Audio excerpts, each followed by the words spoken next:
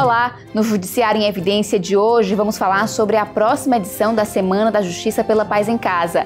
Veja também, novos juízes escolhem comarcas de atuação e projeto promove redução dos custos com telefonia no Poder Judiciário.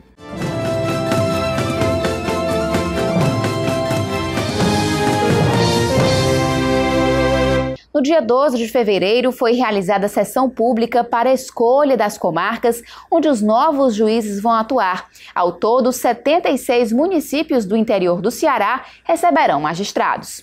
A presidente do Tribunal de Justiça do Ceará, desembargadora Iracema Vale, quebrou o protocolo e, antes de iniciar a solenidade, cumprimentou um a um os aprovados no concurso de juiz substituto do Estado. Logo em seguida, falou sobre a importância desse momento para o Judiciário. Mais do que vocês, eu me sinto feliz e honrada de poder honrar um compromisso. Se eu puder não fazer mais nada na minha administração, eu já fiz. Porque consegui chamar e empossar todos os magistrados que precisavam o Estado do Ceará, o Poder Judiciário. Nós temos uma eleição próxima, precisamos de um magistrado em cada comarca, uma eleição municipal, que será imprescindível a presença de cada um de vocês.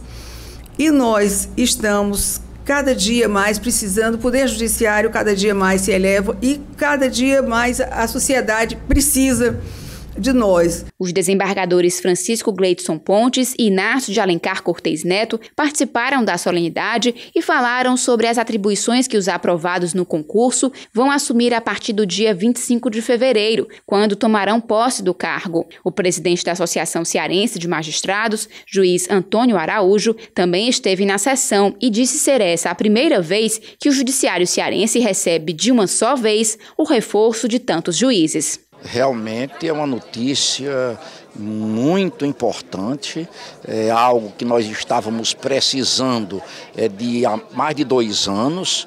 Havia sido realizado um concurso e somente 32 passado na época, ficamos com vagas ociosas e agora a gente tem esse reforço de 76 magistrados nas comarcas do interior, de primeira entrância, e isso vai representar realmente um avanço enorme na qualidade da prestação jurisdicional. A sessão pública ocorreu no dia 12 de fevereiro, no auditório Dom Aloysio Lorscheider, no TJCE. A classificação dos candidatos definiu a sequência de escolha do local de trabalho. Todos vão assumir funções em comarcas de entrância inicial, ou seja, de menor porte. Natural de São Paulo, Bruna dos Santos Costa optou pela comarca de Graça. A escolha se deu após ela percorrer mais de 2.000 quilômetros pelo interior do Ceará. Conheci diversas cidades e pude perceber, tive uma grata surpresa, porque o Tribunal de Justiça é muito organizado. Eu pude perceber que várias comarcas elas não têm juízes, mas elas estão tendo a prestação jurisdicional, mas, no entanto, essa prestação é deficitária, porque, por óbvio, pela ausência de juízes. E essa é a razão pela qual eu escolhi o Tribunal de Justiça, que eu escolhi a região, a minha comarca de Graça, porque eu quero prestar a jurisdição de maneira eficiente, para que essa população tenha o efetivo acesso à justiça. Aos 29 anos, Diogo Sacramento vai sair do Rio de Janeiro para assumir a comarca de Ipaporanga. A mudança, segundo ele, faz parte da realização do sonho de ser magistrado. Tendo escolhido a magistratura, eu já saberia das dificuldades do interior. Então, isso para mim não seria nenhum tipo de problema. Então, assim, é com muita satisfação que eu estou aqui hoje, escolhi Ipaporanga e espero poder contribuir para o Judiciário cearense prestar aos jurisdicionados a melhor tutela possível. A Secretaria de Infraestrutura do TJCE implantou o projeto de integração do serviço de telefone, que pode gerar economia de quase R$650 mil para o Judiciário. A tecnologia, denominada VoiceNet, substitui as centrais telefônicas físicas pelas virtuais, eliminando gastos com manutenção e aluguel. Sem a necessidade de manter equipamentos físicos dentro das nossas unidades, transferindo essa responsabilidade para o nosso fornecedor, certo? Ficando apenas com a utilização do serviço. Basicamente, a utilização do serviço é integrar todas as nossas unidades como se nós estivéssemos no mesmo ambiente. Então, são ligações, que, por exemplo, que nós podemos fazer ramal a 4 dígitos. Uma pessoa que está aqui no Tribunal de Justiça pode falar com uma pessoa que está na comarca, por exemplo, de Sobral, de Juazeiro do Norte, ligando 4 dígitos e falando ramal, uma ligação sem custos. O VoiceNet foi implantado na SMEC, Escola Superior da Magistratura do Ceará, em novembro do ano passado, como projeto piloto. Desde então, tem gerado economia mensal de R$ 7.000, com previsão anual de R$ 84.000. Esse projeto ele começou, na verdade, quando nós fizemos um estudo técnico buscando buscar uma tecnologia que otimizasse e melhorasse o nosso serviço, né? Aliado a isso, surgiu a necessidade, por determinação da desembargadora Iracema, de buscarmos soluções para que reduzíssemos e otimizássemos os custos no âmbito do Poder Judiciário. Após a conclusão do estudo, nós verificamos junto com o nosso fornecedor que ele detinha essa tecnologia e que ela estava apta a ser disponibilizada para nós. E optamos pela SMEC porque geograficamente está mais próximo de nós e tem um número reduzido de linhas a serem instaladas, né? E também tem um fluxo de atendimento ao público bem menor. Então, qualquer eventualidade, a gente teria como mitigar mais rápido e contornar isso. O grande benefício desse sistema foi a economia, ao ponto de que nossa conta dava em torno de R$ 7.000, R$ 6.000 por mês, e hoje nós estamos com a conta mensal de R$ 700, R$ 900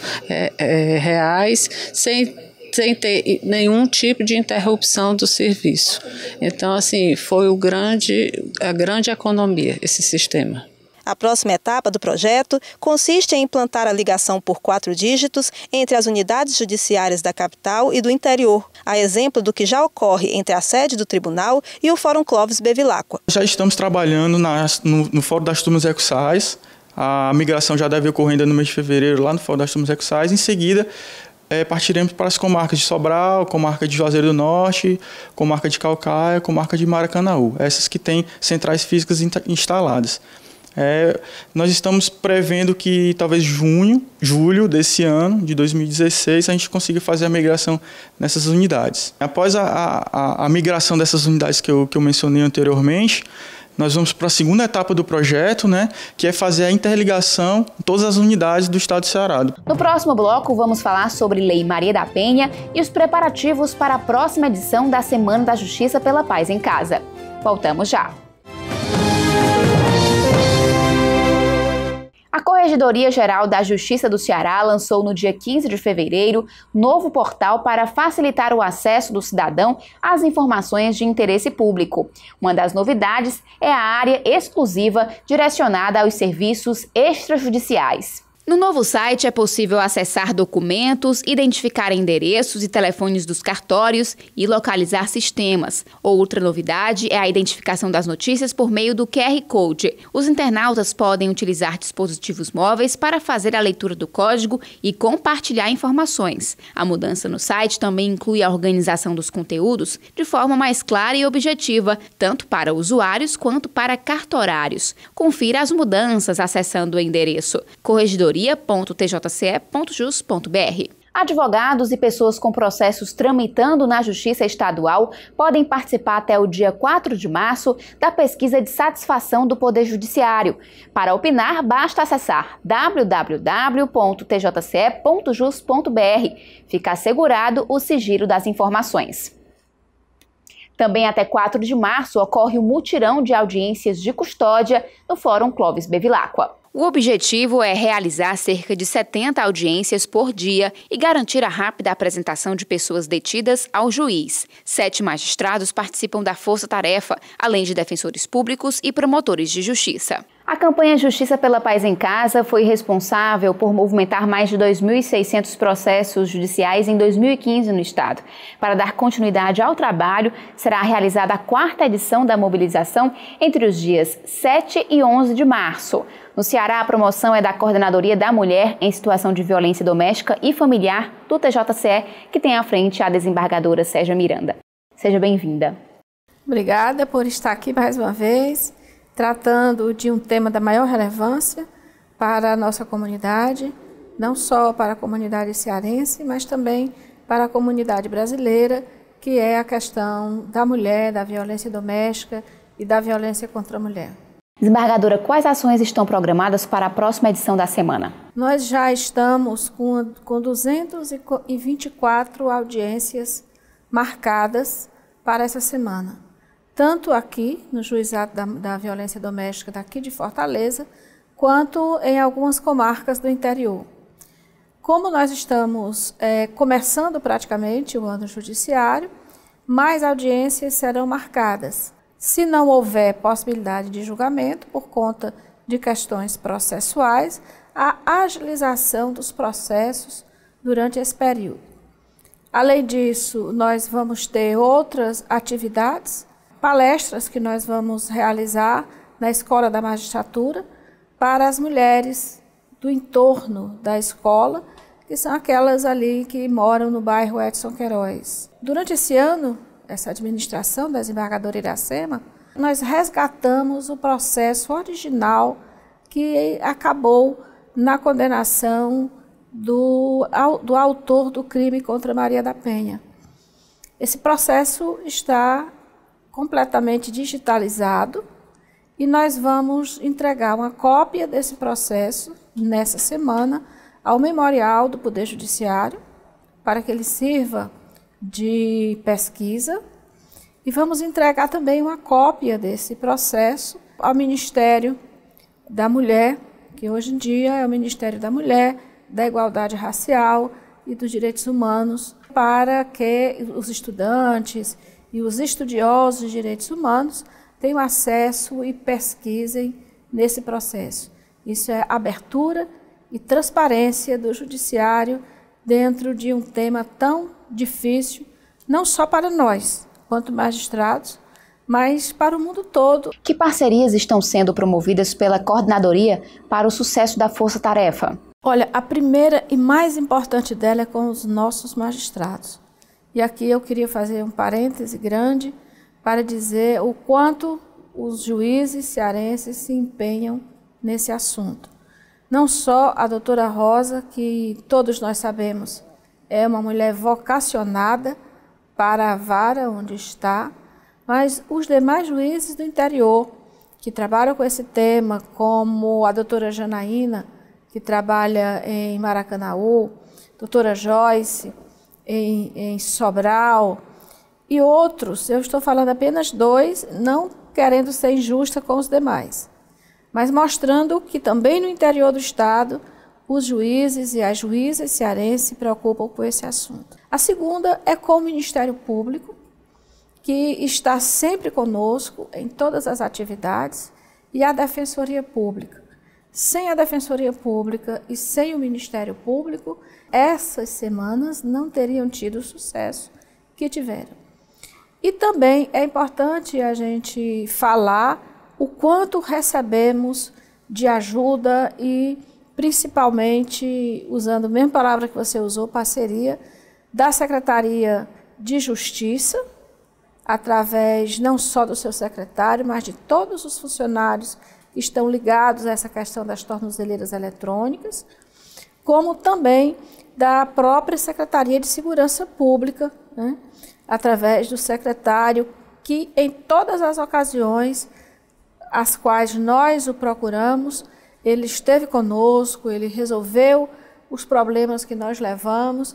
E, por fim, é importante também falar da Polícia Militar do Estado do Ceará, que nos dá um apoio extremamente importante, principalmente onde o Ronda Maria da Penha funciona. Tem feito uma parceria muito importante com a doutora Rosa aqui no juizado. Que balanço a senhora faz das edições passadas? Nós tivemos uma movimentação processual em torno de 2.700 processos. Isso é um acervo grande e importante, porque é um momento em que esses processos ou foram julgados, ou tiveram despachos, ou tiveram a decisão de dar proteção à mulher em relação às medidas protetivas. Então, nós tivemos um balanço muito importante, uma força-tarefa feita pelos magistrados e magistradas do Ceará, demonstrando o interesse e o empenho da magistratura cearense nesse assunto. Em agosto de 2016, a Lei Maria da Penha completa 10 anos. Quais os progressos que a lei trouxe e quais os desafios para combater a violência de gênero? Olha, eu acho que os progressos da Lei Maria da Penha são notáveis. Primeiro é que ela cria instrumentos de proteção à mulher e, via de consequência, à família, muito importantes. O mais importante dele, vamos dizer, tenha sido o juizado da violência doméstica, que hoje é obrigatório existir em todos os estados.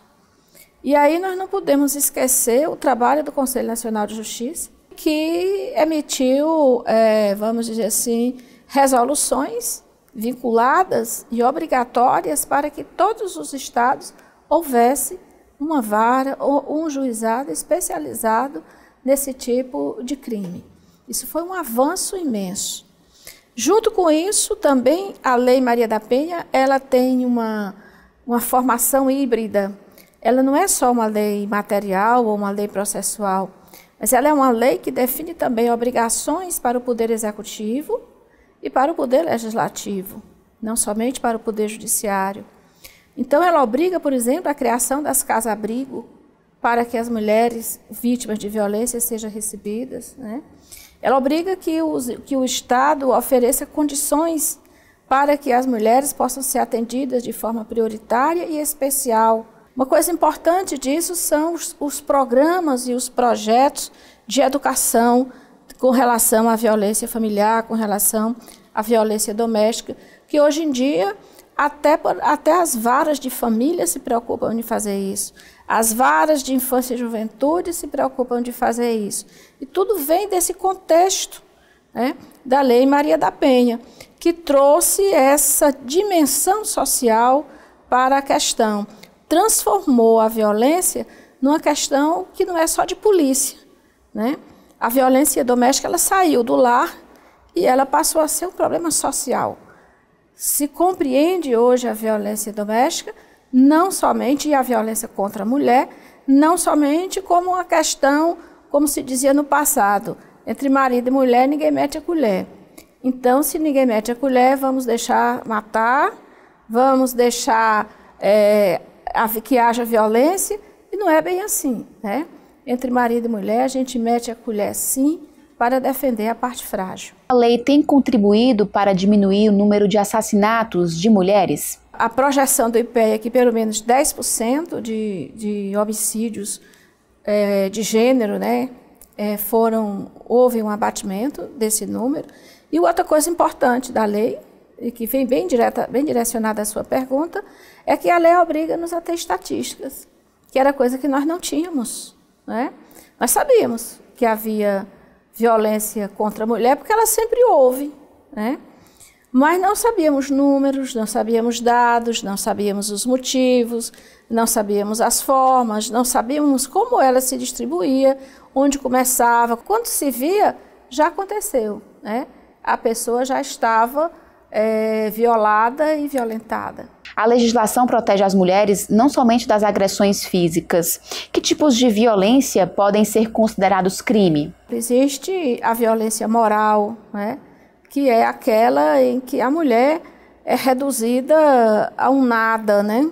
A violência moral ou também a violência psicológica, né? É quando o homem, né, o parceiro, ele humilha a mulher, ele a trata com indiferença ou, pior do que com indiferença, ele a diminui diante das pessoas. É um tipo de violência muito sutil, né, que muitas vezes só sabe quem está passando, né? Tem também a violência patrimonial, que é aquela em que o parceiro avança no patrimônio da mulher, dilapida o patrimônio da mulher, né? E às vezes até chega a destruir o patrimônio da mulher, né? Tem a violência sexual, que não é somente o estupro, é também o estupro, mas é quando a mulher é colocada em determinadas situações em que se obriga ao toque, em que se obriga ao carinho, em que se pretende que ela pratique determinados atos, que pode ser sexual ou libidinosos quando ela não quer fazer isso, né? Porque o carinho e a atenção, ela é recíproco, você faz quando você quer. Então, todos esses tipos de violência vieram definidos na Lei Maria da Penha, o que já é um avanço muito grande. E, desembargadora, além de criar regras mais duras para punir o agressor, a Lei Maria da Penha garantiu mais assistência social para as mulheres, como a senhora até já adiantou. Que benefícios são esses? Esses benefícios são, primeiro, o atendimento prioritário, né? Segundo, a mulher ter o lugar onde ela possa se refugiar quando ela é vítima de violência, porque muitas vezes a mulher não pode voltar para casa. Depois, a questão das medidas protetivas, que tem sido um avanço muito grande, quando os juízes autorizam que o agressor se obrigue a ausentar-se da vida da mulher e até mesmo chegar perto dela por uma certa distância. No estado do Ceará, a Secretaria de Políticas Públicas para as Mulheres tem feito um belo trabalho em termos desse atendimento, né?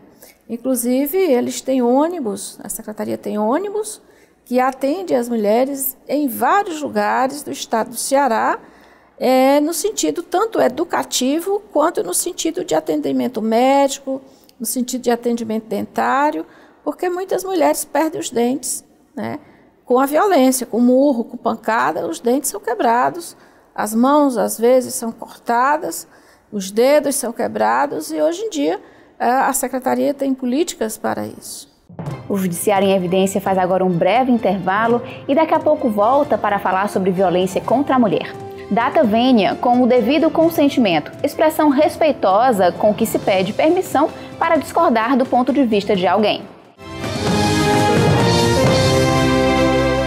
Estamos de volta. O assunto da entrevista é a força-tarefa para a redução de processos envolvendo violência doméstica. Nossa convidada é a desembargadora Sérgia Miranda, presidente da Coordenadoria da Mulher.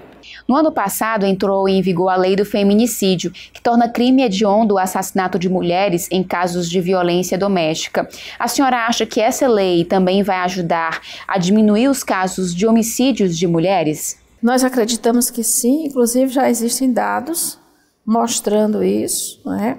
Que o agravamento da pena para o autor de crimes contra a mulher, pelo fato de ser mulher, porque é importante dizer que o crime de feminicídio, a característica dele é quando o fato ocorre em decorrência da questão de gênero, né? Se houver um assalto, se houver uma briga, que nada tem a ver com a questão de gênero, não é feminicídio, é homicídio. E a gente já tem percebido, porque agora nós estamos colhendo dados, né, que tem diminuído, porque se pensa mais de uma vez quando se vê a gravidade do fato. Segundo pesquisa do IPEA, Instituto de Pesquisa Econômica Aplicada, o Nordeste é campeão no ranking de feminicídio no país. Que fatores contribuem para essa situação? Eu creio que o primeiro é cultural, né? Nós ainda somos uma região muito machista, né? Em que a mulher muitas vezes é relegada a uma coisa, a um objeto. Eu creio que também é uma questão econômica. A mulher depende, na maioria dos casos, muitas vezes, do homem, né? E isso são contributos, né? Mas eu acredito também que até mesmo no Nordeste, onde ainda há essa visão assim um tanto diferente, isso aos poucos vai diminuindo, porque nós temos trabalhos muito importantes educativos, que eu costumo dizer que nós vamos melhorar o futuro melhorando o jovem e a criança, né? Então a gente vê que nas escolas já se fala disso, nas universidades se fala disso. Então, hoje em dia, quando o namorado, o jovem, comete um ato de agressão contra a sua namorada, até os colegas já o repreendem. Então, isso é uma forma educativa que nós temos muita esperança no futuro. Inclusive, a própria programação da Paz em Casa no ano passado levou essa discussão para as escolas, né? As escolas. E esse ano nós vamos levar novamente. Uma das programações que nós estamos planejando é a de fazermos palestras. Já estamos em contato com a Secretaria de Educação do Estado e do município para os professores, porque a pessoa que está mais perto do aluno são os professores, né? E nós levarmos aos professores aspectos jurídicos da Lei Maria da Penha. Desembargadora, e as mulheres estão mais conscientes dos seus direitos? Ah, sim. Isso é uma questão muito importante, porque a gente vê que hoje se denuncia muito mais, né? É claro que você não pode dizer que 100% das mulheres fazem isso, porque isso é um processo. Quando a mulher procura a delegacia ou procura o judiciário para denunciar, não é a primeira vez que ela sofre violência. Aquilo ali vem já de um crescente. Primeiro, porque não é fácil você denunciar quem você ama, né? Segundo, a questão dos filhos. Muitas têm filhos, né?